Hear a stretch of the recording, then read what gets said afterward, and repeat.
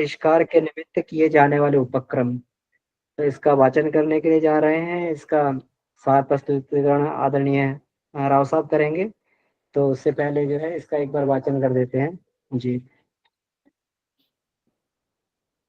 जी अमन जी, हाँ जी। वो बीना जी तो कहीं गई हुई हैं, तो मैं ही इसे पहले जी पठन कर लेता हूँ और उसके बाद फिर जी वाचन कर। मैं कर रहा हूँ सर इसका वाचन। अच्छा। जी जी मैं कर रहा हूँ जी। बस 1 मिनट का समय दें मुझे। 1 मिनट।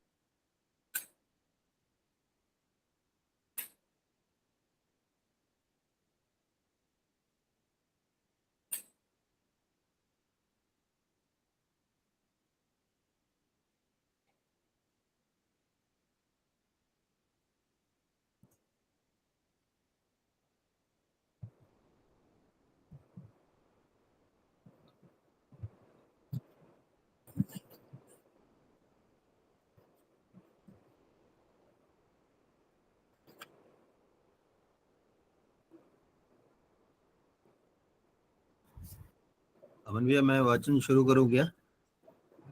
जी भैया जी मैं शुरू कर रहा हूँ जी। विलंब के लिए क्षमा करें। जी प्रारंभ करते हैं। ये पृष्ठ संख्या पुराने वाङ्मय में 2.143 पृष्ठ संख्या है। व्यक्तित्व परिष्कार के निमित्त किए जाने वाले उपक्रम। आदतों का मतलब उन क्रियाकलापों से है जिनका संचालन अवचेतन से होता है। इस तरह के क्रियाकलापों में हमें बहुत अधिक जागरूक नहीं रहना पड़ता। जैसे ही समय और परिस्थितियां उपयुक्त और अनुकूल होती हैं, ये अपने आप होने लगती है। आदतें अच्छी और बुरी दोनों प्रकार की होती हैं। अच्छी आदतों का मतलब वे गतिविधियां जो जीवन क्रम में सुसंबद्धता और सामंजस्य स्थापित करें। बुरी का मतलब जो उसे भोंड़ा और कुरूप बनाए। उदाहरण के लिए जल्दी जागना, स्वाध्याय करना अच्छी आदतें हैं। उससे व्यक्तित्व अलंकृत होता है, जीवन संवरता है। ईर्ष्या, निंदा, चुगली आदि की गणना बुरी और भद्दी आदतों में की जाती है। ये अपने लिए भी कष्टकर है और दूसरों के लिए भी। इस तरह से इस तरह ये बड़ी भी होती हैं और छोटी भी। बड़ी का मतलब है जिनका जीवन क्रम पर अधिक प्रभाव पड़े, जबकि छोटी का प्रभाव क्षेत्र अपेक्षाकृत छोटा होता है। व्यक्तित्व के सही गठन के लिए जरूरी है इस पर ध्यान देकर क्या अच्छा है, क्या बुरा है, इसे समझा जाए। उपयुक्त को उपयुक्त को बनाए रखना और अनुपयुक्त को निकाल फेंकना, यह भी इसी के अंतर्गत आता है। छोटा दिखने पर भी यह काम बहुत महत्वपूर्ण और कठिन है, क्योंकि अधिकांशतः इनके संबंध में हमारा ध्यान ही नहीं जाता। जो कुछ घट रहा है उससे यह कहकर छुट्टी पा ली जाती है कि क्या करें, आदत हो गई है। पर इस तरह की विसंगतियां समूचे जीवन सौंदर्य को नष्ट करने वाली होती हैं। इनमें से बड़ी आदतों को जो अवांछनीय है उन्हें तो जिस किसी तरह दूर कर लिया जाता है। पर छोटी छोटी अवांछित आदतें गैर महत्वपूर्ण समझने के कारण पड़ी रहती हैं। इन्हें जिंदगी भर ढोना पड़ता है। इतना ही नहीं, वे निरर्थक और निस्संदेह चेष्टाएं उपहासास्पद होने के साथ अपने व्यक्तित्व का वजन घटाती रहती हैं। कुछ लोगों को शरीर के विभिन्न अंगों से तरह तरह की निरर्थक क्रिया करने की आदत होती है। मनोवैज्ञानिकों ने इसे मानसिक अस्त व्यस्तता का चिन्ह माना है। जिन बिना विचारे कुछ ना कुछ करने की ऐसी निष्प्रयोजन चेष्टाएं जिनके करने की कोई उपयोगिता अथवा आवश्यकता नहीं है, लगातार बार बार करना यह सिद्ध करता है कि मन के साथ शारीरिक क्रियाकलाप का संबंध टूट गया है। काम करने से पूर्व उसके प्रयोजन को ध्यान में रखने की व्यवस्था असंबद्ध हो गई है। यह बहुत उपहास्यपूर्ण व दयनीय स्थिति है। कुर्ते का कोट के सामने वाले बटन मरोड़ना, उंगलियां चटकाना, आंखें पिचकाना, हाथ से कोई चीज लेकर उसे मरोड़ना, खटखटाना, पेन या पेंसिल को मुंह में डालना, पिन से पिन से कान या दांत कुरेदना, किसी के घर जाकर उसकी पुस्तकों या वस्तुओं को उलटना पलटना, फिर सिर खुजलाना, किसी के शरीर को धक्के देकर बात करना, बात करते समय दूसरे का हाथ पकड़ लेना आदि ऐसी हरकतें हैं जो आदत में शामिल हो जाने के बाद अपने को तो बुरी नहीं लगती, पर दूसरे लोग उन्हें बचकाना और बेतुका मानते हैं। उपरोक्त हाथ पैरों की हरकतों की तरह मुंह से भी कितने ही लोग ऐसी कितनी ही बेतुकी बातें करते रहते हैं। बात बात में गालियां देना, किसी एक ही शब्द का हर बात में प्रयोग करना, असमान सूचक भाषा को प्रयोग में लाना, अकारण निंदा चुगली करना, तंबाकू पान के कारण अथवा ऐसे ही जहां तहां जल्दी थूकते रहना, जोर जोर से बोलना, जल्दी जल्दी अथवा अस्पष्ट भाषा में बोलना, इस तरह बोलना कि मुंह से थूक उड़े, होठों के अगल बगल से थूक जमा कर लेना अथवा दांतों से थूक के तार उठाना, खाते समय चप चप की आवाज करना, घूमते फिरते गाना, जब तब गाने लगना, अपनी शेखी बघाड़ने लगना, बात को बहुत ज्यादा बढ़ा चढ़ाकर कहना आदि ऐसी बुरी आदतें हैं जिनकी गणना अशिष्टता के अंतर्गत की जाती है। ऐसे व्यक्तियों को असंस्कृत असभ्य श्रेणी में गिना जाता है। प्रख्यात मनोविद एएच एंडरसन ने क्रिएटिविटी एंड इट्स कल्टीवेशन नामक अपनी कृति में कहा है कि बुरी आदतें तभी पड़ती हैं जब मानसिक स्थिति आवेशग्रस्त हो। इसी तरह अस्त व्यस्त स्थिति में निरीक्षण नियंत्रण को ध्यान में रखने की बात भुला दी जाती है। साधारण बुद्धि के लोग अपने काम धंधे में निरीक्षण नियंत्रण की आवश्यकता समझते हैं, वह इसे बनाए रहते हैं, पर न जाने क्यों लोग अपनी आदतों हरकतों के बारे में असावधानी बरतते हैं और आवेश में कुछ न कुछ करने का जो उत्साह उमड़ता है उसे मर्यादित करने की बात भुला बैठते हैं। फलता उन्हें उपहासास्पद और छिछरा बनना पड़ता है। इससे अपनी ताकत बर्बाद होती है, दूसरे उसे असामाजिक अशिष्टता मानकर नाक मुंह सिकोड़ते हैं। इस असम्मान के कारण उन्हें अप्रामाणिक, असावधान, अव्यवस्थित कर दिया जाता है। दूसरे लोग उनके हाथ में कोई जिम्मेवारी का काम देने से हिचकते हैं, सोचते हैं जो अपनी आदतों को सुधार संवार नहीं सकता वह भला किसी बड़े काम को कैसे पूरा कर सकेगा, उनके संयोग सदुपयोग की बात कैसे बन पड़ेगी। व्यवस्था व्यवस्थित करने की कला का महत्व हर क्षेत्र में है। जीवन जीना तो एक बहुत बड़ी कला है, इसका क्षेत्र बहुव्यापी है। इसका उपयोग इस दिशा में तो सक्रियता पूर्वक किया ही जाना चाहिए कि अपनी आदतें बिगड़ने न पाए। असावधानी ही है जिनके कारण निरर्थक और अनर्थ पैदा करने वाली हरकतें हमारे स्वभाव का अंग बन जाती हैं और इतनी गहरी जड़ें जमा लेती हैं कि इनका हटना मिटना बहुत कठिन लगता है। अनुसंधानकर्ताओं ने इस संदर्भ में गहन खोजें की हैं। सुप्रसिद्ध मनोवैज्ञानिक डब्ल्यू सिनोट ने अपनी रचना द क्रिएटिवनेस ऑफ लाइफ में मानवीय आदतों का अच्छी तरह विवेचन किया है। उनके अनुसार इसके लिए समूचे जीवन क्रम को जागरूक होकर देखना होगा। सामान्यतः हमारी सारी गतिविधियां मन के अवचेतन व अचेतन क्षेत्र से संचालित होती हैं। इनकी उपयोगिता अथवा अनुपयोगिता पर कोई विचार नहीं किया जाता। इसके लिए जरूरी है जागरूक होना। यह संभव है कि एक दिन में सारे क्रियाकलाप का जायजा न लिया जा सके। इसके लिए पूरे दिन की गतिविधियों को सुविधा अनुसार समय के अनुसार कई हिस्सों में बांट लेना होगा। बाद में प्रतिदिन एक हिस्से को गहराई से देखा जा सकता है। समूची स्थिति को समझ लेने के बाद ही सारे क्रियाकलाप का विश्लेषण कर पाना संभव है। सोवियत मनोवैज्ञानिक एसएल रूबिन्स्टीन ने अपनी खोजपूर्ण पुस्तक the immediate task of psychological investigation of thinking में बताया है कि उक्त विश्लेषण का मतलब है सही गलत को जानना। यह काम इतना सरल नहीं है। रूबिनस्टीन के एक शिष्य एमएस मात्युश्किन ने भी प्रमाणित किया कि यह काम अपने आप नहीं हो जाता। इसे करने के लिए जरूरी है कि अपने सभी क्रियाकलापों के प्रति तटस्थ भाव रखा जाए। सही आदतें वे हैं जिनको हमारे व्यवहारिक जीवन में उपयोगिता की आवश्यकता है, जो हमारे विकास प्रगति के लिए सहायक है। गलत वे हैं जिनकी इस तरह की कोई जरूरत नहीं है। उल्टे उनसे शारीरिक मानसिक शक्तियों का क्षरण बढ़ होता है। जब तक इन त्रुटियों को खुद भली भांति जान नहीं लिया जाता, तब तक इनका निवारण संभव नहीं है। जान लेने के बाद ही बुरी आदतों से छुटकारा पाना संभव बन पड़ेगा।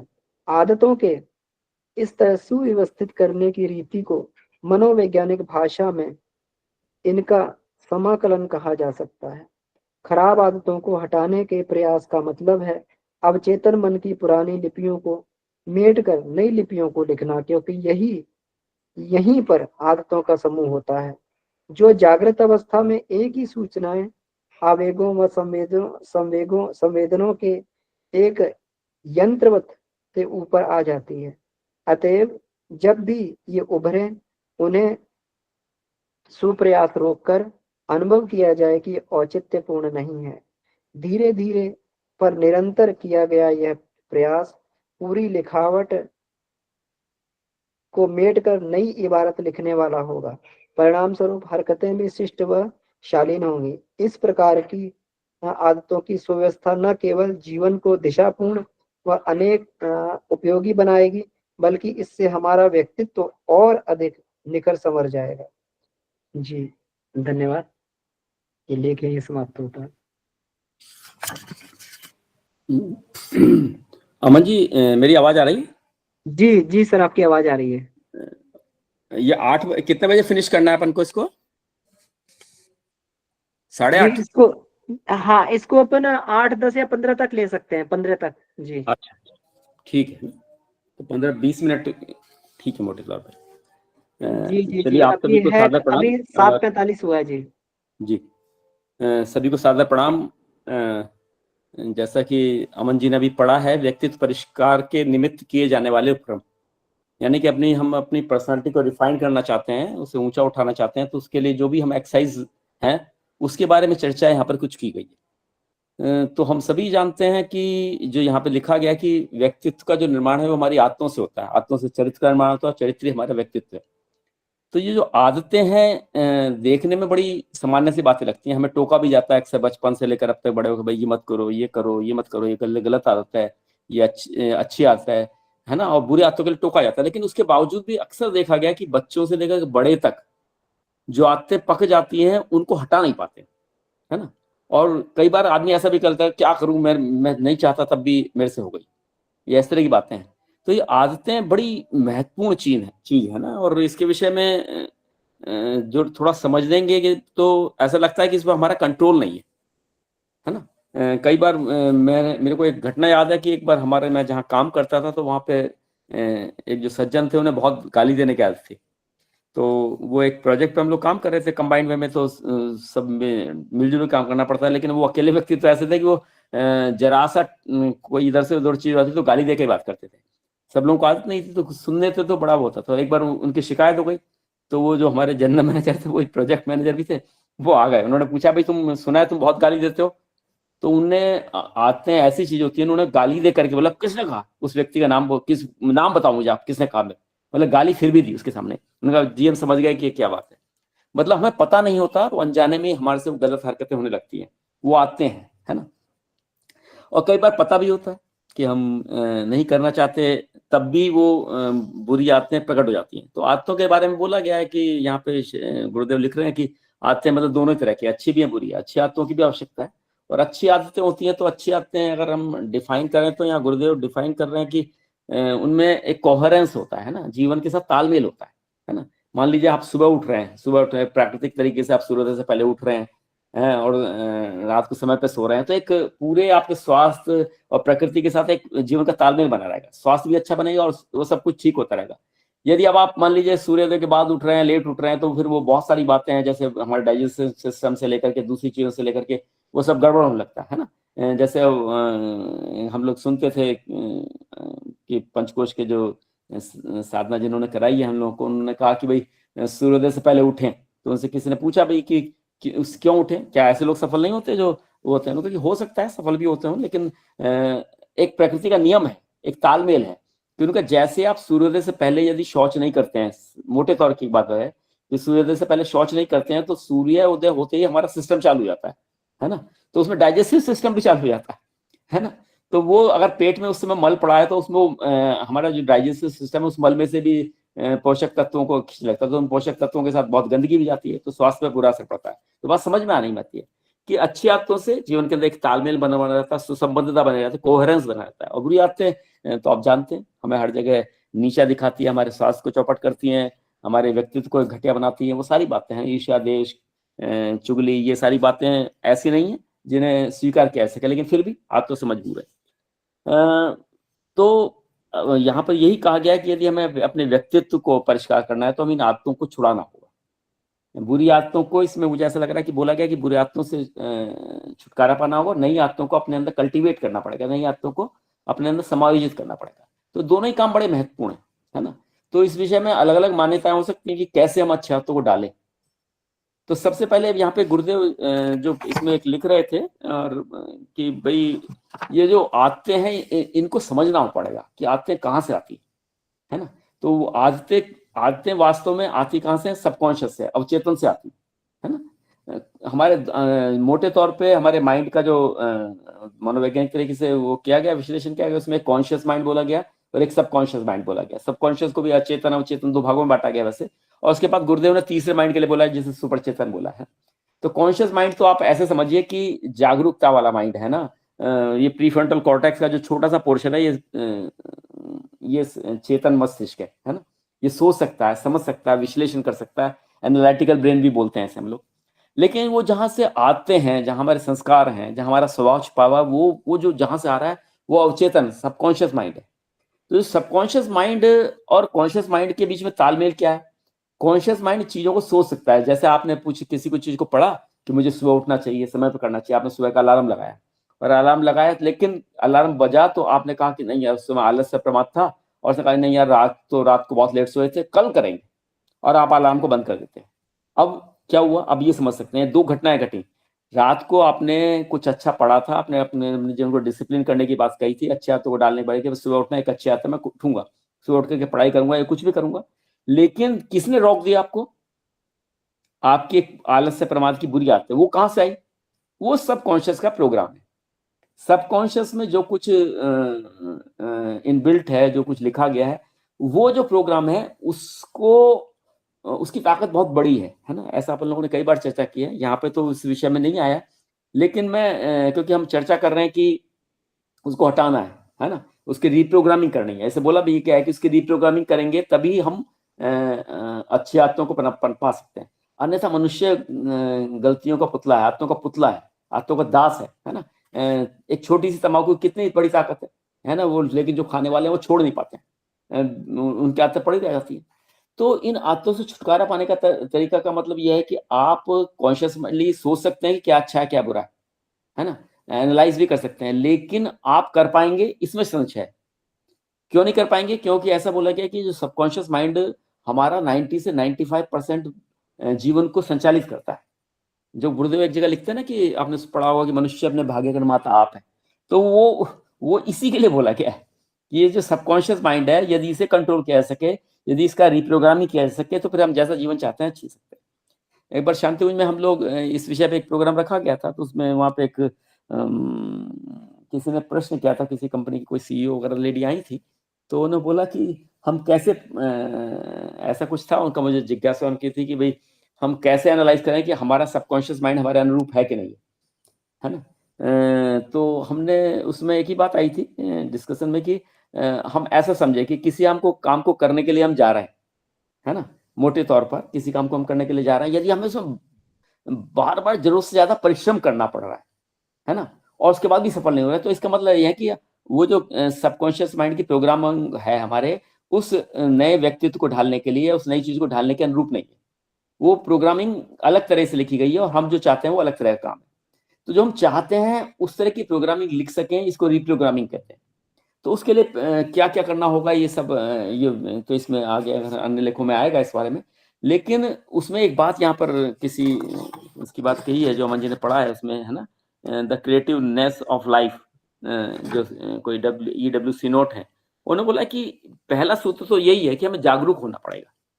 जागरूक मतलब हम अवेयर हों, हम देखते हैं कि अपने आप हमारे से हो जाता है, अनकॉन्शियसली हम सोच के कुछ बैठे थे और हो जाता है। जैसे एक घटना देखिए, आप से कोई मिलने आया हुआ है बड़ा व्यक्ति, आपके मोबाइल आपके पास में पड़ा हुआ है, अब जैसे ही थोड़ा सा कोई 1 मिनट का 1.5 मिनट का गैप हुआ तो हम आप मोबाइल अपने हाथ में उठा लेते हैं।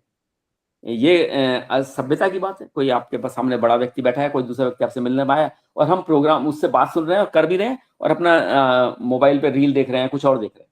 तो ये एक समझ रहे हैं, एक प्रोग्रामिंग हो गई, एक वो हमारे सबकॉन्शियस माइंड का हिस्सा बन गया और अनायास हम ना चाहते हुए भी करने लगते हैं। तो इसके ये केवल नेगेटिव ही नहीं है, पॉजिटिव भी है। जैसे कि इसको और अच्छी तरह समझेंगे कि जब हम बच्चे थे, शुरू में साइकिल सीखते थे, तो वो एक साइड में कैंची साइकिल या कुछ इस तरह से सीखते थे, एक पैडल करते डालते थे, फिर थोड़ी देर मूवमेंट करते, तो बड़ा जागरूक हो सीखते थे और बैठते तो देखते थे टक्कर ना हो जाए, बड़ा जागरूक करते थे। और कई बार ऐसा लगता था कि सामने से कोई गाड़ी आ रही है तो नीचे उतर जाते थे पहले। लेकिन थोड़े दिन बाद जब अभ्यास किया तो सबकॉन्शियस माइंड का जैसे वो हिस्सा बना, बार बार रिपीट करने से जैसे चित्त का वो हिस्सा बना, वैसे ही फिर हमें जरूरत नहीं, अब हम उतने कॉन्शियस नहीं होते। पैडल अपने आप मारते हैं, हैंडल हमारा अपने, जब हम घर से लौट रहे होते हैं तो हमारा हैंडल मुड़ जाता है, कार ड्राइव कर रहे हैं तो अपने आप पहुंच जाती है। तो जो चित्त का हिस्सा बना, जो हमारे सबकॉन्शियस माइंड का हिस्सा बन गया, वही महत्वपूर्ण है, वही हमारे जीवन को संचालित करता है। किसी ने बोला भी है, गुरुदेव के इसी में शायद आएगा कहीं, मेरे को पढ़ने को बोला था, चित्त का प्रक्षेपण ही जीवन है। चित्त मतलब सबकॉन्शियस, चित्त मतलब अचेतन, अचेतन के से जो प्रक्षेपण हो रहा है, जो प्रोजेक्टाइल हो रहा है, जो निकल रहा है, वही हमारा जीवन है, वही हमारा व्यक्तित्व है। इस व्यक्तित्व को सुधारना, संवारना, यही व्यक्तित्व परिष्कार की साधना है। यहां तक भी बोला गया, कई लोगों ने तो ये बोला कि जितनी भी आध्यात्मिक साधना है उनका उद्देश्य एक ही है कि सबकॉन्शियस माइंड की प्रोग्रामिंग को रीप्रोग्रामिंग करना, जैसा हम बनाना चाहते हैं उसको डालना। तो उसके तो आगे पढ़ेंगे, तो हो सकता है अलग कई प्रोग्रामिंग है उसको करने के। लेकिन यहाँ पर जो इस पर्टिकुलर इस लेख में आया उसमें तो ये बोला गया कि पहले हम जागरूक हो जाए, है ना, और जागरूक होकर के देखें कि कहाँ कहाँ हम गलती करते हैं, कहाँ कहाँ सबकॉन्शियस माइंड हम पे झपट पड़ता है और हमारे को ना चाहते हुए हम उस गलत आदत के शिकार हो जाते हैं। तो जैसे जैसे हम जागरूक बनेंगे, है ना, वैसे वैसे हम इस पे कंट्रोल करने के बारे में सोच सकेंगे। सबकॉन्शियस माइंड, कॉन्शियस माइंड का कहते हैं कि मतलब जॉइंट है, वो एक राक्षस की तरह है, दैत्य की तरह है, और कॉन्शियस माइंड बड़ा छोटा सा है, उसको वो जब चाहे डोमिनेट कर सकता है। जैसे कि बोला कि 95% लाइफ हमारी सबकॉन्शियस से आ रही है, चित्त की प्रोग्रामिंग हमारे हाथ में नहीं रही। बचपन में हमारी माता पिता ने सिबलिंग्स के माध्यम से जो बन गई प्रोग्रामिंग 7-8 साल की उम्र तक, वही हमारे मस्तिष्क के अंदर 95% इससे वो घेर लेती है और उसी का रिपीटेशन हम करते रहते हैं। तो कुल मिला की बात यह है कि सबकॉन्शियस माइंड की प्रोग्रामिंग का पहला सूत्र जो इसमें आ रहा है कि हमें जागरूक होना पड़ेगा, हमें देखना पड़ेगा, है ना, एकदम से नहीं हो सकता, है ना। उसमें बोला भी गया था कि सामान्यतः हमारी सारी गतिविधियां मन के अवचेतन चलती हैं, तो हम जानते हैं उसकी उपयोगिता और अनुपयोगिता का पर कोई विचार नहीं किया जाता। एक ये भी बात है कि भाई जब सबकॉन्शियस से कोई प्रोग्रामिंग प्रोजेक्टाइल हो रहा है उसमें हम लॉजिक नहीं लगा पाते। हम जानते हैं, मेरे को ध्यान है हमारे यहाँ सीने क्लब में मैं जहाँ रहता था तो वहाँ पे कभी कभी हम लोग जाते थे तो वहाँ पे एक डॉक्टर आया करते थे, तो वो बार बना हुआ था, अंदर था, क्लब के अंदर बार था। तो वो देख के थोड़ा हमें कभी कभी शर्मा जाते थे। वो शाम को आते ही अपने मेडिकल अपने उससे क्लिनिक से आते थे, तो आते ही वहाँ पे 1 या 2 पैग लेते थे और उसके बाद वो थोड़ा बहुत खेलते वेलते थे और चले जाते थे। तो एक बार पूछा, तो हमने एक बार पूछ लिया, हम छोटे भी थे उस उम्र में, अब तो शायद ना पूछ पाते, हिम्मत कर पाते, तो हमने पूछा, भाई डॉक्टर साहब शराब के बारे में तो आप बहुत अच्छी तरह जानते होंगे। तो उन्होंने कहा कि हाँ बिल्कुल जानता हूँ मैं, इसके क्या नेगेटिव बातें हैं, लेकिन क्या करूँ, आदत बन गई, मजबूरी है, ये आदत बन गई, है ना। तो और फिर एक थोड़ा सा मजा भी आता है, मजबूरी है, आदत बन गई है, मजा भी आता है। मतलब कि हमें लॉजिकल माइंड, जो कॉन्शियस माइंड है, वो जानता है कि ये गलत है, लेकिन सबकॉन्शियस इतना हावी है हमारे पर, वो दैत्य की तरह, जॉइंट की तरह, कि वो हमें धकेल देता है, ना चाहते हुए शाम को हम चल पड़ते हैं। मॉर्निंग टी है, ऐसे लोग कहते हैं भाई नहीं पीनी चाहिए। तो ये सारी की सारी बातों के प्रति हमें जागरूक होना पड़ता है ना। हम जैसे जैसे सचेत होंगे तब हमें थोड़ा थोड़ा सा बल भी मिलेगा। तब हम अपने उस आत्म को मतलब विकसित भी कर पाएंगे। लेकिन पहला काम तो यही कि क्या अच्छा है क्या बुरा है इसके प्रति जागरूकता बने, है ना। गायत्री मंत्र के अंदर भी ये बात आ गई है, भगवान से प्रेरणा करिए हमें सन्मार्ग पर ले चले। पहले हम जान लें कि भाई ये गलत है सही है, फिर हम गायत्री मंत्र से प्रार्थना करें कि हमें सन्मार्ग पर ले चले। तो वो मतलब धकेलने पुश करने की बात भी कही गई है। कोई हमारे शांति कुंज के बड़े वरिष्ठ बोल रहे थे, वास्तव में भगवान से हम प्रार्थना ये कर रहे हैं कि हमें पुश करें, धकेले। तो हम अकेले कमजोर पड़ सकते हैं, तो कुछ ऐसी गतिविधियों को अपना सकते हैं। गायत्री मंत्र की साधना उसमें से एक हो सकती है कि वो हमें सन्मार्ग की तरफ ले। लेकिन पहले पता तो हो, हमें तो पता ही नहीं है कि हम क्या गलत कर रहे हैं, है ना, और हो जाता है हमसे। तो पहली चीज है जागरूकता, और जागरूकता को इम्प्लीमेंट करना, जागरूकता के प्रति सजग होना। तो उसके लिए वो जागरूकता बनी रहे, कॉन्शियस माइंड बना रहे, तो उसके लिए ध्यान की प्रक्रिया, दूसरी प्रक्रिया। लेकिन वही एक सबसे बड़ी बात है कि सजगता सजगता सजगता, है ना। तो मुझे को एक सज्जन से मिले थे एक बार हमें, तो हमने उन्हें देखा कि उन्होंने हर घंटे बाद, वो 2-3 घंटे में साथ रहे, तो हर घंटे बाद उनका अलार्म बज जाता था। तो हमने पूछा उनसे कि भाई ये मतलब कोई प्रोग्रामिंग है? तो उन्होंने बोला कि नहीं, मैंने प्रोग्रामिंग नहीं है, कह रहे मैं हर घंटे में, मैं जैसे आपसे बातचीत करें मैं भूल गया, है ना। और जब मैं जैसे मैं सचेत नहीं रहा, सजग नहीं रहा, तो वैसे ही मेरे अंदर के जो व्यक्तित्व था, अंदर की जो आदतें थी, मेरी वाणी के अंदर, मेरे भावों के अंदर, मेरे हाथ पाथ के अंदर, वो निकलने लगी। तो उसके प्रति जागरूक, मैं अलार्म बजता तो मैं जागरूक हो जाता, नहीं ये मुझे सचेत होकर के बात करनी है, मुझे सजग होकर के बात करनी है ना। महर्षि अरविंद ने बोला कि ध्यान का मतलब ये है कि सजग रहना। वो तो यहाँ भी कहते थे कि भाई आंखें बंद करने वाले ध्यान की मैं बात नहीं करता हूँ, मैं तो जीवन के अंदर सजग रहते हुए भी, है ना, जीवन के अंदर सजग रहते हुए करने के उदाहरण, हम सचेत रहे, हमेशा हल पर जागरूक रहे। बार बार ठीक है, सबकॉन्शियस माइंड बहुत पावरफुल है, इसे 1000 गुना ज्यादा, 40 टाइम्स ज्यादा बोला गया है, कॉन्शियस माइंड ज्यादा पावरफुल है। लेकिन हम जब सजग रहेंगे, जागरूक रहेंगे, बार बार याद दिलाते रहेंगे, तो फिर हमें निश्चित एक दिन सफलता मिल जाएगी। इसमें बहुत अच्छी तरह से समझाया गया है ना। तो उसने बोला कि ये काम अपने आप तो नहीं होगा, ये तो बात पता ही है, तो हम अपने क्रियाकलाप के प्रति ट्रस्ट भाव से देखें। जब हम ध्यान की प्रक्रिया कहते हैं ना कि अपनी श्वास पे ध्यान करें, इस तरह की प्रक्रिया बौद्ध धर्म के से जो जितने भी ध्यान है उसमें अपने श्वास पे ध्यान देने की बात की जाती है। तो मैं तो कह रहा हूँ कि श्वास पे ध्यान देने की बात एक है, लेकिन हम अपने विचारों को भी देखें, है ना। जब आंखें बंद करके बैठते हैं तभी हम थोड़े से सजग हो पाते हैं, तब हम देख पाते हैं कि हमारे विचारों को कहाँ कहाँ चल रहा है। तो ये विचार क्या है? ये विचार तो मतलब समझ में आने वाली बात हो गई, लेकिन चित्त का प्रक्षेपण ही है। चित्त में जो हमारी भावनाएं हैं या कामनाएं हैं, वही जो चित्त में रिकॉर्डिंग है, चित्त में जो स्टोर है, वही निकलता रहता है ना, भाव। तो उनके प्रति सजग भाव रहना का, इस तरह की बहुत सारी ध्यान की पद्धतियां बोलोगे, बस साक्षी भाव से देखते रहे और निकल जाने दें, तो वो भी एक तरीका हो सकता है ना लेने का। लेकिन यहाँ पे बस ये कह रहे हैं कि सजगता बनाई रहे।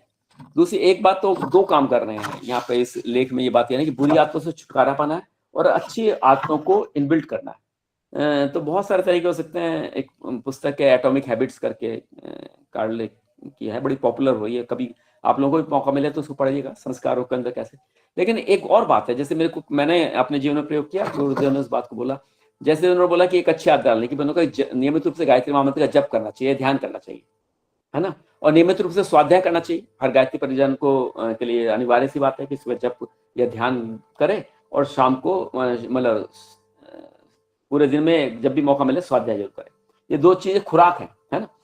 अब उन्होंने बोला कि गुरुदेव ने इसको एक तरीका निकाल लिया। क्या जोड़ा? इसे एक आदत से जोड़ दिया। कौन सी आदत से? जो आदत हम करेंगे ही करेंगे। जैसे उन्होंने साधना को भोजन से जोड़ दिया कि भोजन अनिवार्य है, भोजन हमारी इनबिल्ट आदत में से, उसको वो करेंगे। तो उन्होंने बोला कि बिना जप किए, बिना ध्यान के भोजन नहीं करेंगे। जुड़ गया। ध्यान करने की आदत हमें नहीं है, जप करने का हमें के प्रति रुचि नहीं है, लेकिन किससे जोड़ दिया गया कि आप भोजन तभी करेंगे जब कर लें। अब एक दबाव बन गया हमारे पास, है ना। अब ये मनोवैज्ञानिकों के तरीके हैं, ऋषियों को बनाए हुए तरीके, उन्होंने एक दबाव बना दिया कि आप भोजन तभी करेंगे भैया जब आपको जप कर लेंगे। ये अनुशासन अब आप मान लिया आपने कहा यार मानना पड़ेगा ये। और फिर दूसरा सूत्र क्या दिया, दूसरी आदत कहाँ जोड़ा उन्होंने? मैं खाली एक तरीका बता रहा हूँ कि गुरुदेव ने कैसे हम लोगों को जोड़ा। उन्होंने बोला कि बिना स्वाध्याय के शयन नहीं करना है, सोना ही नहीं है। स्वाध्याय करते हुए सोना एक बहुत अच्छी आदत है, हमें सबको पता है, सबकॉन्शियस माइंड की रीप्रोग्रामिंग का बात भी है वही, है ना। लेकिन उन्होंने उस आदत के साथ जोड़ दिया उनका कि सोना अनिवार्य क्रिया है, आदमी सोएगा ही सोएगा, है ना। और बिस्तर नहीं मिलेगा तब भी सोएगा, बैठे बैठे सो जाएगा, चलते चलते सो जाएगा, इस तरह की सारी बातें हैं। लोग चलते चलते हुए ट्रक को चलाते हुए सो जाते हैं जब नींद आती है। मतलब एक बेसिक नीड है, अनिवार्य होता है। उसके साथ उन्होंने किसको जोड़ दिया?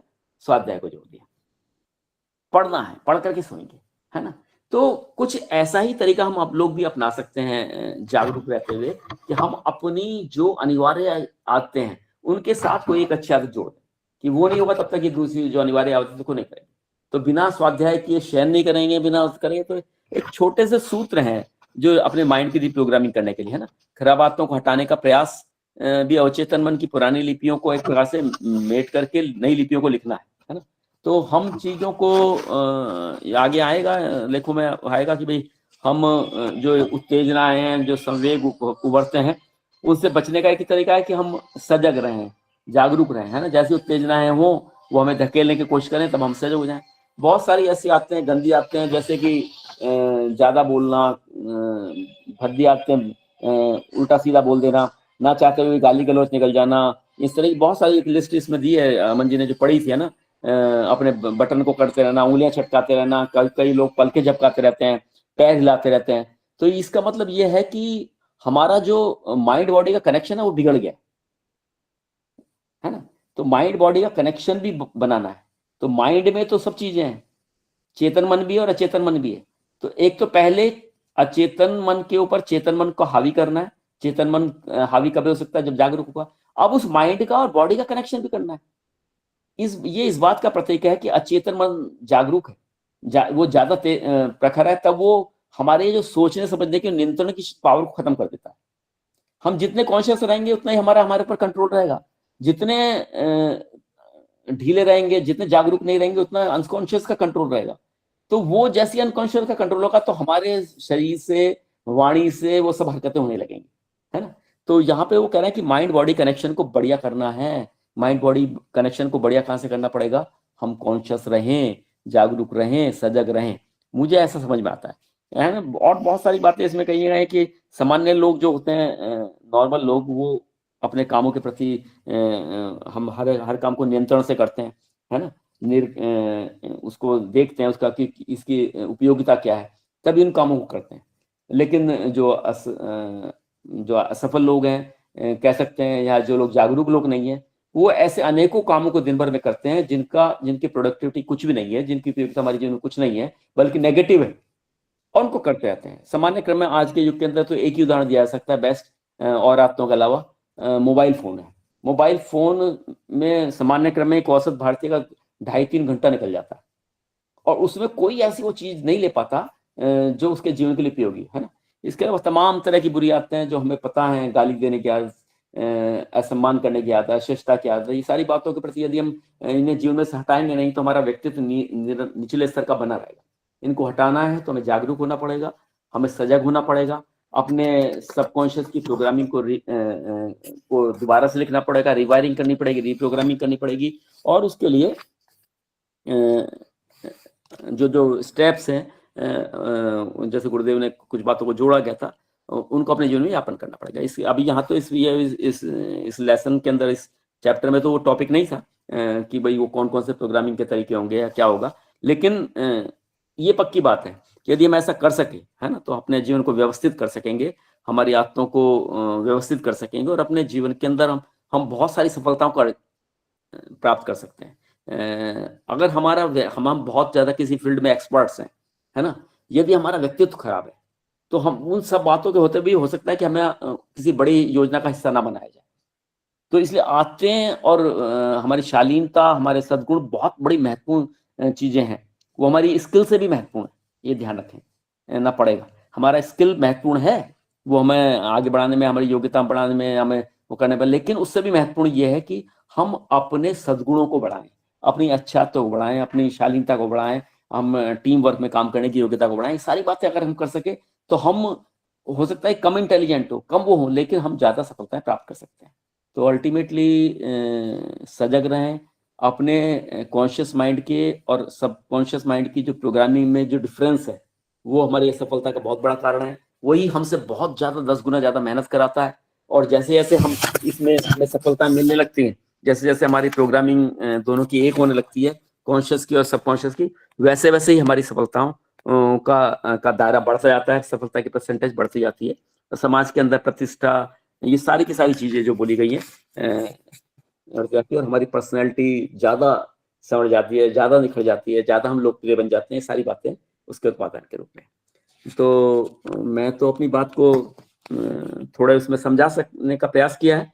अब और देख लें, कोई प्रश्न हो सकता हो या कोई ऐसी बात हो तो कर सकते हैं। जी, आदरणीय राव साहब, आपको बहुत बहुत आभार।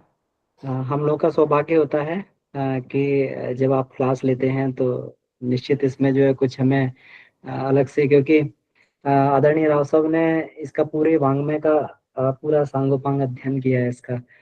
तो ये जो है बहुत ही हम लोग का ये जो है सौभाग्य की बात है कि हमें जो है इनका ये मिलता है, मार्गदर्शन मिलता है इस वाङ्मय में। तो मेरा निवेदन है कि बाकी सभी लोग जो जुड़े हुए हैं, अगर कोई प्रश्न हो या कोई बात बनती हो तो अपनी जरूर रखें, या कोई प्रश्न हो तो जरूर पूछें। जी।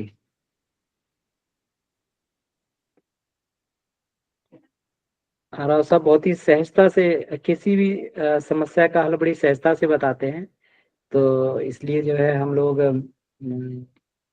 को थोड़ा सा ये करना चाहिए, हमें इसका फायदा उठाना चाहिए समय का। जी।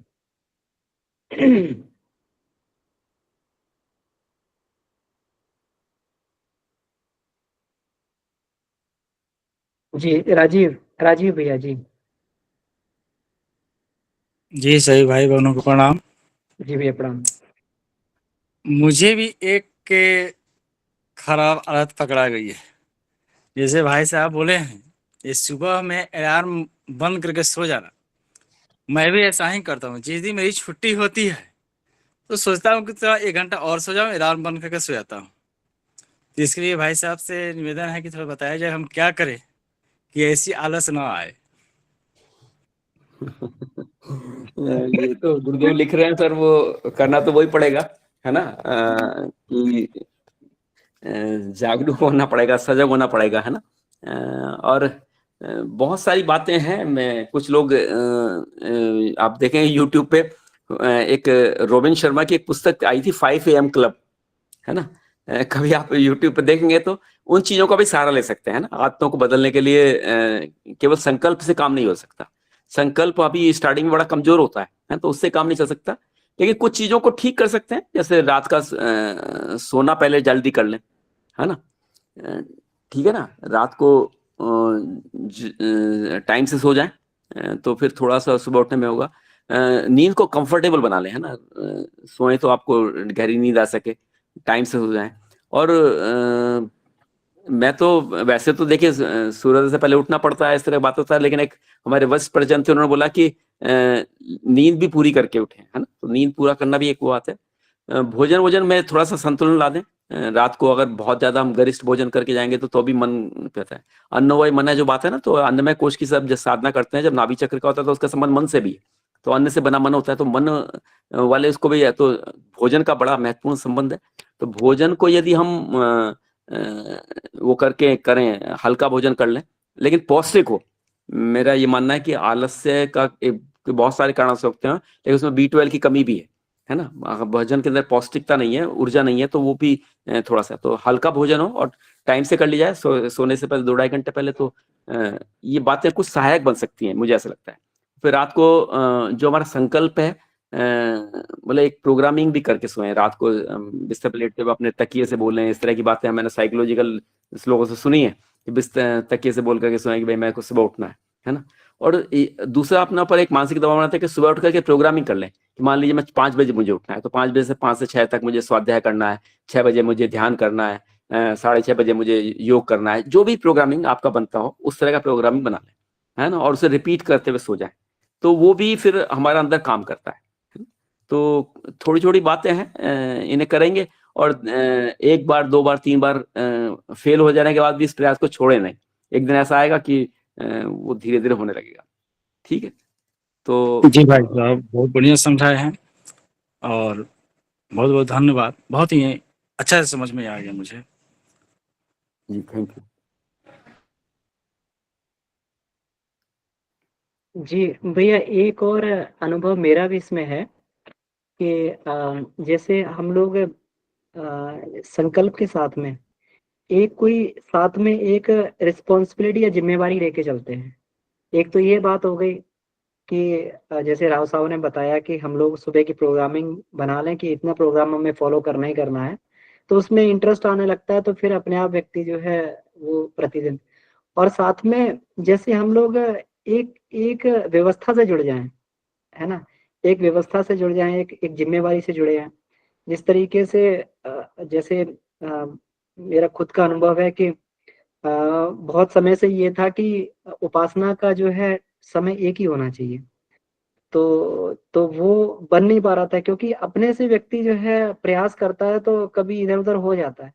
लेकिन जब एक समूह के साथ में बन जाते हैं, जुड़ जाते हैं, हम लोग ग्रुप के साथ में जुड़ जाते हैं कि नहीं हमें जाना ही जाना है, क्योंकि ये तो मतलब जो है एक ग्रुप की जिम्मेवारी है, ग्रुप रिस्पॉन्सिबिलिटी है कि हमें जो है उस ग्रुप में जाके जो है या फिर उससे व्यवस्था के साथ हम जुड़े हुए हैं, तो उस व्यवस्था को हमें करना ही करना है।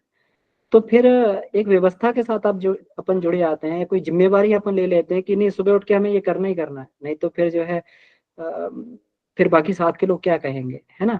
तो ये भी एक जो कहते हैं ना कि एक मन को प्रोग्राम करने के लिए बहुत अच्छी बात होती है। तो फिर अपना समय जो है फिर उसमें जैसे होता है ना कि एक मोटिवेशन आपके साथ जुड़ा हुआ है कि आप वर्किंग डे वाले दिन आपको जो है उस दिन उठना ही उठना है, क्योंकि कॉलेज समय से जाना है। तो एक ऐसी चीज आपके छुट्टी वाले दिन भी जुड़ जाएगी, तो मुझे नहीं लगता है कि फिर उसमें बहुत ज्यादा परेशानी आएगी। जी बहुत जी भाई साहब, मैं- बहुत बढ़िया बात बोले। बहुत वही बढ़िया होता अमन जी ने, वर्किंग वाला देखिए डेट बहुत अच्छा है कि ये पार्ट मिस हो रहा था, ये जैसे पीयर प्रेशर, सोशल प्रेशर और एनवायरनमेंट भी बोलते हैं ना। जब जी स्टार्टिंग में हम लोग जाते हैं तो वो एनवायरनमेंट का भी फर्क पड़ता है, तो एनवायरनमेंट बनाने के लिए बढ़िया है। अब मान लीजिए शांतिवन में 9 दिन के लिए जाते हैं तो वो सब टाइम से करते हैं घंटे के हिसाब से, तो वो एनवायरनमेंट और ये सोशल प्रेशर, ये दो चीज भी बहुत काम करती है। बहुत बढ़िया बात कही Aman ji, thank you.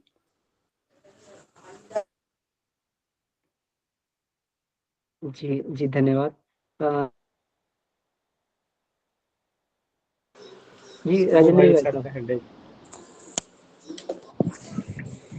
Ji Yemen भैया प्रणाम, राव साहब को बहुत बहुत प्रणाम। वैसे प्रणाम। भाई साहब ये आदतों को तो जागरूक रह के काफी हद तक हमने दूर भी कर लिया है, और जितना गुरु जी ने लिखा है इसका बड़ा सार्थक प्रयास करके और जीवन में काफी जो है कुछ सीखने को मिला। लेकिन एक चीज जो आती है, जैसे आदत में तो आदमी सामने वाला टोकता भी है या कहता भी है कि ये चीजें गलत है, तो उस पे ध्यान दे के आदमी सही कर लेता है। कुछ चीजें आदतों में भीतर चलती है, जैसे विचारों में, या कोई चीज जो परिलक्षित नहीं होती है, न किसी के ऊपर वो चीजें होती है, लेकिन अपने भीतर चलता है। उसको आदमी हटाना चाहता है कि ये विचार क्यों आते हैं, इससे क्या लाभ है, इसका कोई मतलब नहीं है। वो विचारों को कैसे हटाया जाए, वो एक आदत सी बनी हुई है कि वो चीजें बार बार क्यों आती है। वो भी तो एक जी आदत ही कही जाएगी जो विचारों में आता है, गलत विचार या गलत बात। सर, मतलब वो काम करने का तो रहेगा कि मतलब भावना क्षेत्र से उठती हैं या चित्त से तो तरंगे उठती हैं, वही हाँ विचार बनते हैं और विचार से फिर क्रियाएं होती हैं ना। ये बात तो सबको समझ में आती है ना। हाँ, लेकिन इसमें क्रिया और तो कोई होती नहीं है। इसमें तो जी भीतर केवल एक बात आती है, एक विचार आता है गलत, जिसका कोई मतलब भी नहीं होता है। लेकिन वो आती क्यों है, बार बार उसको हटाने की कोशिश की जाती है कि वो हटे, इससे क्या मतलब है। लेकिन वो एक आदत शुरू की बहुत दिनों से बनी हुई है, वो चीज थोड़ी सी भी कोई चीज सामने उससे अटैच कोई चीज आती है तो वो तुरंत याद आती है, वो हटती नहीं है, जी उसका जी तो जी कोई मतलब। जी भाई साहब, मैं एक बार रिपीट कर देता हूँ इस बात को कि मेरा जो अध्ययन है वो ये कहता है कि चित्त के अंदर जो प्रोग्रामिंग लिखी हुई है वही निकलती रहती है ना। जी जी तो वही विचारों में बनती रहती है। और गायत्री उपासक के लिए गुरुदेव ने एक शब्द प्रयोग किया है, सद्ज्ञान। जी आप देखेंगे तो गायत्री महाविज्ञान में पढ़ेंगे ना, सद्ज्ञान का क्या मतलब है ना। गायत्री साधना हमारी निष्फल क्यों जाती है। जी गायत्री साधक को दो चीजों का बिल्कुल ध्यान रखना चाहिए, समय की प्रतिबद्धता, एक जीवन का नन्हा सा जी पल भी व्यर्थ ना चला जाए। गुरुदेव ने यही किया, अपने 24 जी घंटे को बड़ा बना लिया। एक महत्वपूर्ण बात है ना, जीवन का नन्हा सा पल भी व्यर्थ ना चला जाए। अगर हम समय के प्रति सजग हो जाए, एक बात तो एक। दूसरी बात यह कि सद्ज्ञान की जो बहुत सारी डेफिनेशन है, उसमें एक डेफिनेशन में कहीं पे ये भी आता है कि हम अंदर बाहर, आगे पीछे, दाएं बाएं एक जैसा व्यवहार करें। अंदर बाहर मतलब अंदर विचार स्तर पर और हमारे क्रिया स्तर पर वो जी एक हो। हम अपने आप को गायत्री के साधक है तो ऐसा बने कि यदि मेरे को मन में आपके प्रति नेगेटिव विचार आ रहा है तो हम उसे कहें कि नहीं बोलूंगा, मैं आपसे पॉलिश में बात ना करूं, है ना। तो आप कहेंगे कैसी गलत बात कर रहे हैं आप, अगर गलत विचार आ रहा है तो रोक करके मैं अच्छी बात करनी चाहिए। तो ये जो दुविधा है ये गायत्री साधक के साथ नहीं होनी चाहिए। गायत्री के साधक के अंदर जब ये डुअलिटी होती है तब उसकी साधना निष्फल जाती है, बहुत बड़ा खर्च हो जाता है। तो हम अपने आप के प्रति जागरूक होंगे तो ये एक प्रकार से रिवर्स प्रोसेस है रिप्रोग्रामिंग करने का। चित्त मन से कॉन्शियस विचार जो है हमारे कॉन्शियस माइंड का प्रतीक भी हो सकते हैं यदि वो जागरूक रहे, है ना। तो मन से वो चलते हैं रिवर्स प्रोसेस। तो ऐसे बहुत सारी बातें हैं, लेकिन गुरुदेव ने तो लिखा है, अगर उसको देखें आप कि कितना सजग रहे हैं। उन्होंने बोला कि यदि एक नेगेटिव विचार आ जाए तो उसके अगेंस्ट में 100 पॉजिटिव विचारों की फौज खड़ी कर दे। फौज, आर्मी बोला है उन्होंने, आर्म्ड फोर्स के लिए बोला है, 100 विचारों की फोर्स करा कर दे, है ना। ऐसा आइंस्टाइन ने बोला कि एक नेगेटिव विचार आता है तो उसके अगेंस्ट में 10 पॉजिटिव विचार खड़ा कर दे, है ना। ये दोनों एक सिमिलर बातें हैं। तो इसके पीछे अगर हम जरा चिंतन बनाएं तो क्या होगा, जैसे ही एक नेगेटिव विचार के प्रति हम निकला हमारे मन से, तो हम जानते हैं हम तो ट्रांसमीटर है ना। हमारी बॉडी तो जो विचार भी संप्रेषण के रूप में निकलते रहते हैं, तो विचार जैसे ट्रांसमिट हुए तो वो आकाश में जाकर के सजातीय विचारों को खींच के लिए आते हैं। तो वो श्रृंखला बन जाती है, एक विचार नेगेटिव विचार आया, फिर दूसरा, फिर तीसरा, और वो सब चलता है। वही चीज तो भाई साहब मेरा तो यही कहना है कि वो गुरुदेव का जो सूत्र है कि एक नेगेटिव विचार आता है तो एकदम से उसके अगेंस्ट में पॉजिटिव विचारों की वो खड़ी करते हैं। हमारे मन में किसी को देखकर कोई भाव पैदा हुआ तो उसके प्रति पॉजिटिव विचार बनाए, करें। आपको यानी मन में तो नहीं आ रहा लेकिन करें, दबाव बना के करें। तो अगर हम ऐसा सजग रह करके जागरूक रहे तो एक दिन सफलता मिल जाएगी। और स्वाध्याय, दूसरी बात है कि स्वाध्याय के अंदर एक मनन चिंतन वाली बात है। मनन का जो है ना, जैसे मुझे स्वामी विवेकानंद का एक बात बड़ी लगती है कि उनका कि सुबह उठ करके आप एक विचार को पकड़ें और उस विचार में को दिन भर घुमाएं, दिन भर चबाएं, उसका मनन, उसका चिंतन, उसी पे चिंतन करते रहें। और ऐसा चिंतन इतना ज्यादा करें, उसका मनन करते रहें कि वो आपका जीवन का हिस्सा बन जाए। तो ये भी बड़ी पावरफुल क्रिया है सर। तो ये हमें बहुत सारी दूसरी चीजों से हटाती है, नेगेटिव थॉट से हटाती है। मान लीजिए एक पॉजिटिव विचार आपने सुबह पढ़ा, अब आपने एक संकल्प लिया कि मैं दिन भर इसको चलाऊंगा, दिन भर इस पर चिंतन करूंगा। जब भी मौका मिला खाली हुए तो हम कुछ नहीं सोचेंगे, ये सोचेंगे। जब भी खाली हुए तो सोचेंगे, इस पर चिंतन करेंगे। तो उसमें से नई नई श्रृंखलाएं, नए नए विचार, नई नई धाराएं निकल करके आएंगी। तो अपने मन को किसी पॉजिटिव काम में लगाए रखना, ये भी सर्वव्यापी है, इसका ही चिंतन मनन करते रहे हर समय। तो जब सर्वव्यापी इसको सोचते रहेंगे तो ये गलत विचार आएंगे नहीं, गलत बात वो तो अंदर वाला भी देख रहा है, बाहर वाले तो अमन जी नहीं देख पा रहे आपकी बात वो क्या है, लेकिन अंदर वाली बात को तो वो तो देख रहा है, परमात्मा देख रहा है ना। तो वो देख रहा है तो भाई उसके सामने हम झूठे ईमानदार नहीं रहेंगे।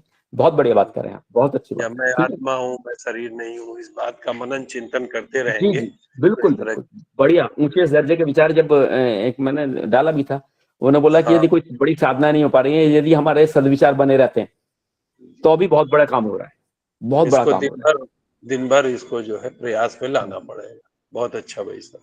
जी, धन्यवाद भाई साहब। जी, शंभू प्रसाद भाई साहब, आपका हैंड रेस था। प्रणाम सर, प्रणाम सभी को। जी भाई साहब प्रणाम।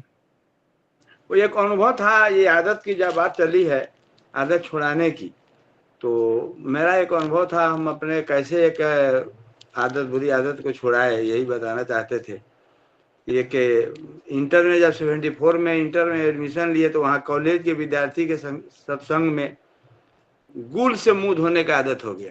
ब्रश करते थे तो एक गुल पाउडर आता है, उसी से मुंह धोने का। उन लोगों के साथ आने के कारण ये संगत हमको पकड़ा गया, गलत आदत। ऐसा पकड़ा कि 20 बरस तक कितना प्रयास करने के बाद भी नहीं छूट रहा था।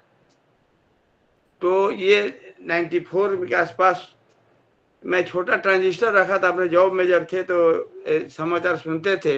तो 7:30 के समाचार पटना का समाप्त होता था तो BBC का समाचार एक आता था, उसमें कहता था समाधान। चिट्ठी लोग भेजते थे अपनी अपनी समाधान के लिए समस्या का, और वो बताता था। तो वो हम सुने, उसमें कहा एक आदमी तंबाकू के बारे में अपना शिकायत किया था कि बहुत परेशान है और तंबाकू हमारा छूट नहीं रहा है, मैं चाह रहा हूँ छोड़ना, ऐसे ऐसे अपनी कहानी बता रहे थे। उसका समाधान उन्होंने बताया कि आप अगर ईमानदारी से छोड़ना चाहते हैं तो ये समझिए कि मैं फील्ड में दो पहलवान जैसे लड़ाई करते हैं वैसे आप खड़ा है, एक तरफ आप खड़ा है, एक तरफ तंबाकू खड़ा है, और आप ये संकल्प कीजिए कि हम उसको पछाड़ना चाहते हैं कि वो हमको पछाड़ेगा कि हम उसको पछाड़ेंगे। ये संघर्ष करके तब उन्होंने ये बताया, हम सुने इस चीज को और हम अपनाए अपने जीवन में, और कल होकर ही संकल्प कर लिया और छूट गया मेरा ये बुरा आदत। 20 बरस का आदत नहीं छूट रहा था। तो ये सुनकर मैं उसको बड़ा हमको ये लगा, और बहुत ही पान का आदत, खाने का आदत था, वो सब छोड़ा। 2-3 और सब छोटे छोटे आदत थे, सबको मैं एक साथ छोड़ा। तो यही सब मेरा अनुभव था एक सुनाने के लिए कि बुरी आदत कैसे छोड़ना है। दिल संकल्पित होने से भी छूटता है आदत। जी जी, बहुत बढ़िया जी, प्रणाम। जी, प्रणाम, बहुत बढ़िया, बहुत बढ़िया। हेलो भैया, प्रणाम। जी प्रणाम। भैया, मेरी चाय की आदत है और सुबह उठने में हम बहुत मैंने आनाकानी आलस करने के कारण बहुत टाइम से मन लेट हो जाता है। अध्यात्म में सबसे पहला मैंने कीजिए स्टेप कैसे है और मैंने किस तरह से मैंने कीजिए टाइम टेबल के बारे में थोड़ा बताइए भैया, थोड़ा मेरा। नहीं, टाइम टेबल तो अमन जी ने वो एक प्रोग्राम चल ही रहा है, साधना वाला प्रोग्राम, उसको वो फॉलो कभी करें। नहीं करते भैया, इसी कारण ना। नहीं, दो उसमें में तो से मेरी शामिल थोड़ा होती सा कमजोरी, एक चाय सुबह पीने का, और दूसर में है कि जो टाइम टेबल मेरा थोड़ा गड़बड़ हो जाता है, आलस।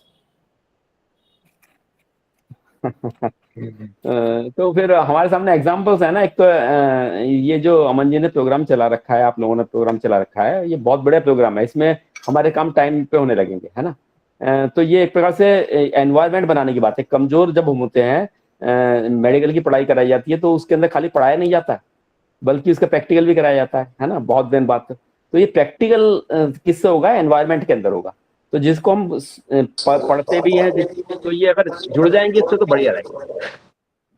दूसरी बात यह कि फिर हमारे सामने गुरुदेव का एग्जाम्पल है, दूसरे लोगों का एग्जाम्पल है, और भी एक भाई साहब बोल रहे थे जो बता रहे थे कि हमने ठान लिया, तो सारे मोर्चों पे एक साथ ना लड़े, है ना।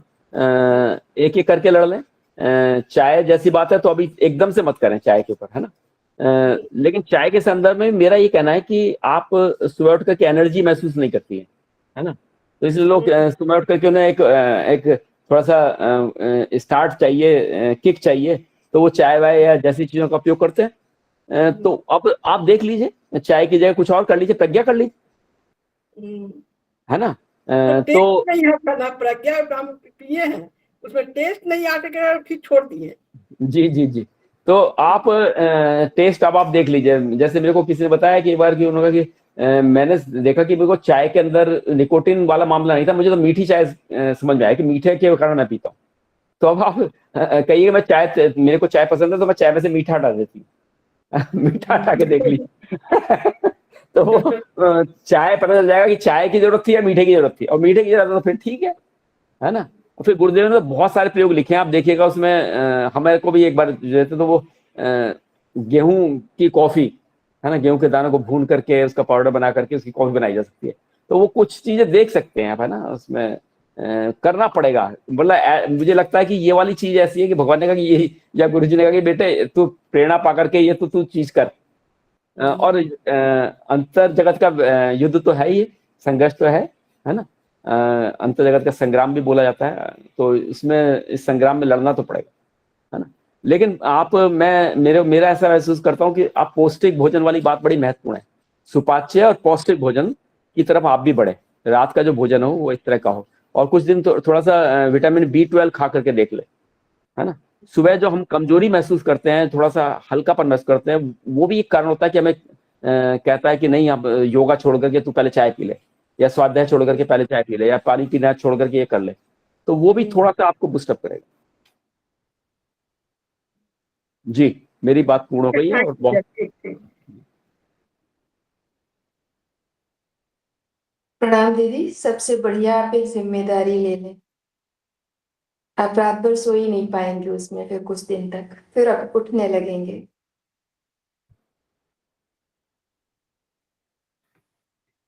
जी बिल्कुल, दीदी ने सही कहा कि कोई जिम्मेवारी ले लें तो रात भर नींद नहीं आएगी तो बहुत फिर बढ़िया। सुबह को रात में नींद नहीं आएगी दीदी, तो फिर सुबह का प्रोग्राम कैसे सब होगा फिर? कोई नहीं दीदी, जब आप नहीं आ पाएंगे तो हम लोग करा लेंगे, लेकिन हम पहले आपका इंतजार करेंगे। नहीं भले रात भले रात भर जगे रहे, लेकिन समय पे नींद खुल जाती है यदि अभ्यस्त हो जाता है आदमी तो। जी जी, उसके लिए थोड़ा चिंता करनी पड़ेगी ना कि कल हमको ही कराना है।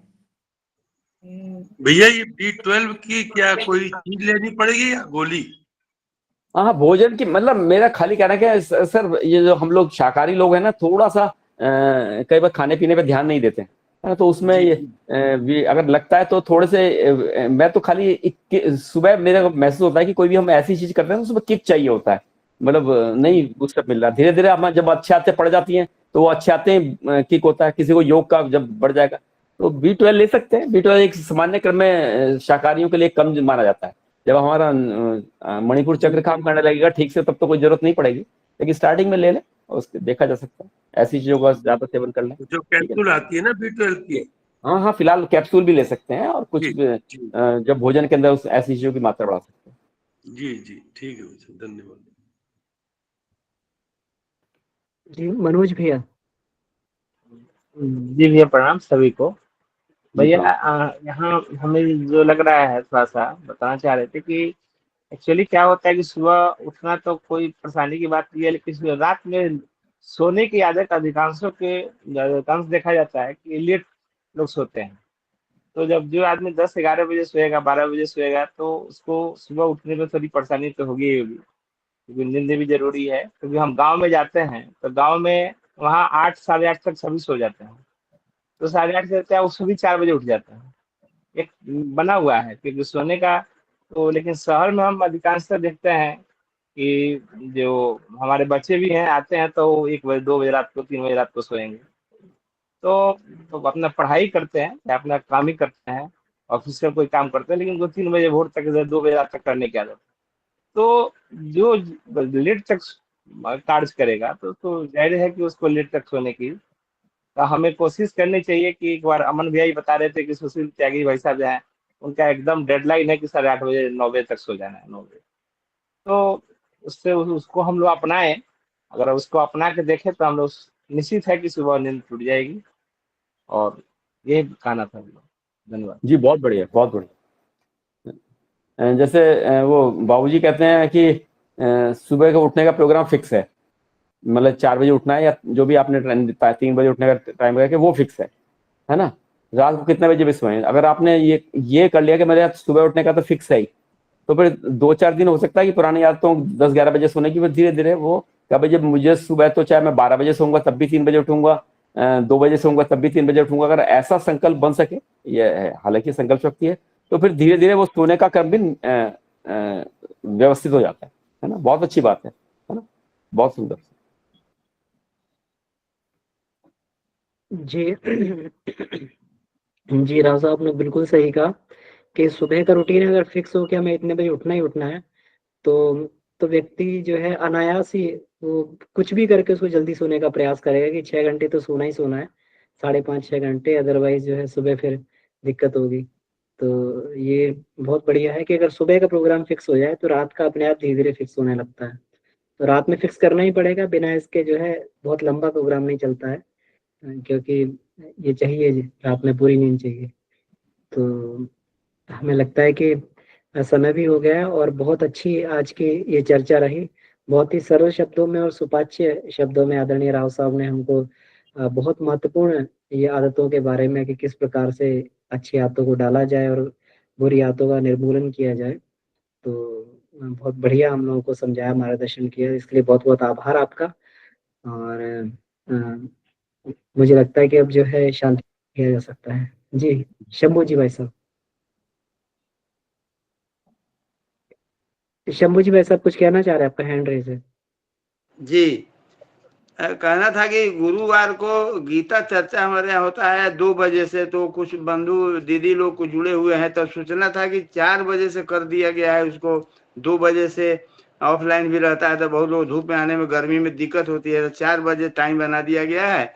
वो गीता चर्चा 4 बजे से होता है। आत्मकोर्स पर उसका मैसेज आ जाता है, देख लिया जाएगा। जो बंधु दीदी लोग जुड़े हुए हैं उनके लिए सूचना है। ठीक जी है। बिल्कुल बिल्कुल। जी भाई साहब, धन्यवाद, आभार। और जी आदरणीय